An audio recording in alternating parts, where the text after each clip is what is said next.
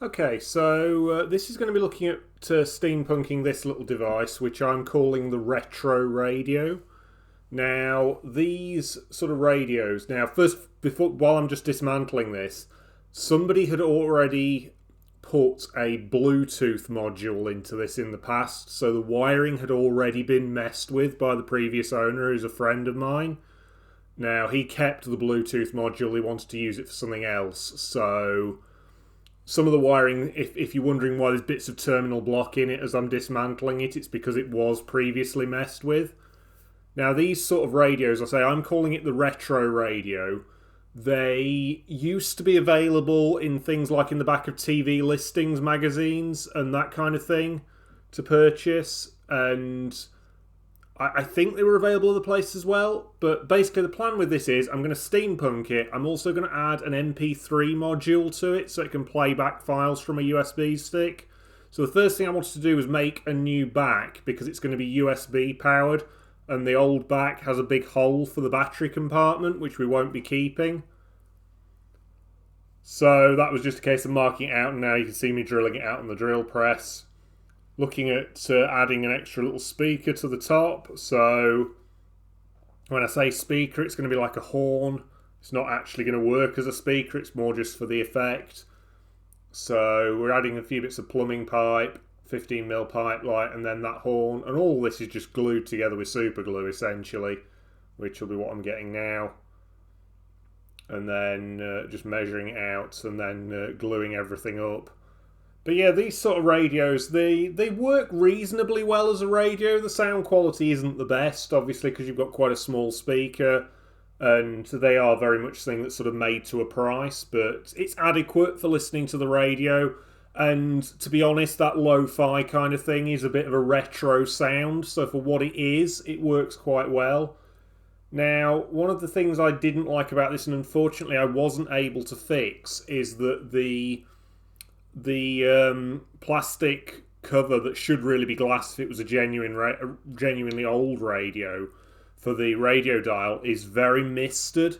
Now, I tried sort of the techniques that you try, say, for car headlamps to try and restore them, but it didn't work on this plastic, so I've been unable to restore that. I may ultimately get a circular piece of glass cut to the correct size and replace the plastic with that, or even cut a piece of circular perspex. But yeah, so we've added a few radio valves to the outside, and we're now I'm making the little piece of brass here, which is going to be the cover for a hole in the side, and this is to take the switches and the extended control wires for the MP3 module. So the MP3 module has 4 buttons, push to make buttons on the circuit board. So I'm just extending those to some push to make switches that I'm putting in that piece of brass. And I'm now adding a few extra bits to the side here and just drilling out for, there we go, fitting a copper pipe here again. And this is to take just another bit of decor, which is that, which you just saw then. Now that is it's an oil reservoir for a stationary engine, but it just looks quite sort of retro and cool and a bit steampunk. So I'm adding that to the side. I also add a few other bits in a moment. But again, all of this is just super glue. I think I put some hot glue on some things to reinforce it. On the other side, which you can sort of see through from the inside, that meter is an old decibel meter, which kind of works for a sound producing device if you're going for a bit of a steampunk look. Unfortunately, the meter isn't actually functional, not only on this device, but I've never found whether either there's internal damage to it or it runs on a very strange voltage, because everything I've tried to make it work has failed. So now we're adding a piece of microbore copper just to like frame the dial on the front. You can see there again, now I've put the dial back in, that it is quite misted. This is after I attempted to restore it.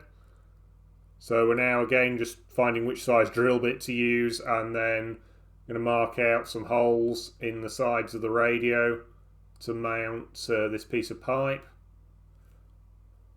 So yeah, just drilling into those side pillars of the radio and into the front face. Now, this is all just veneered MDF mostly, or veneered plywood. It's not proper hardwood. It looks like it though.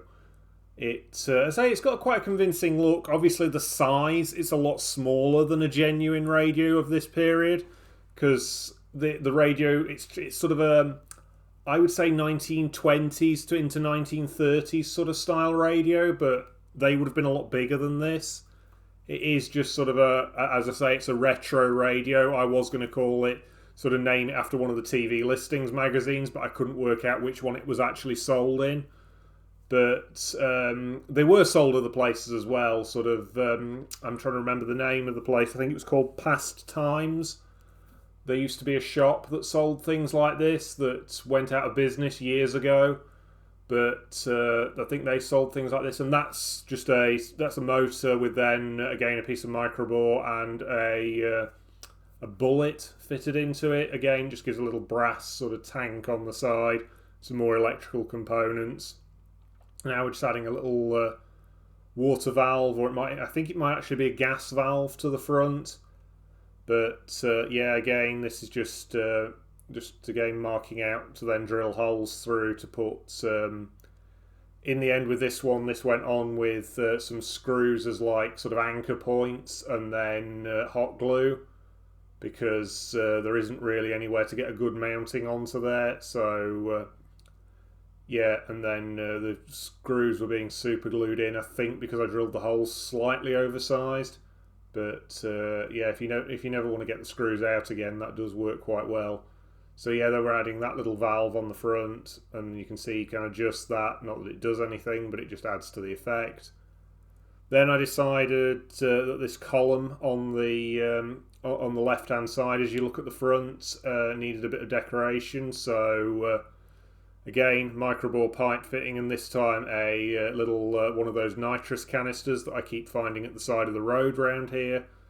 Obviously, somebody's doing quite well dealing those in this area, but yeah, you do tend to find them just sat at the side of the road, and I tend to pick them up to use for things like this and for model making projects.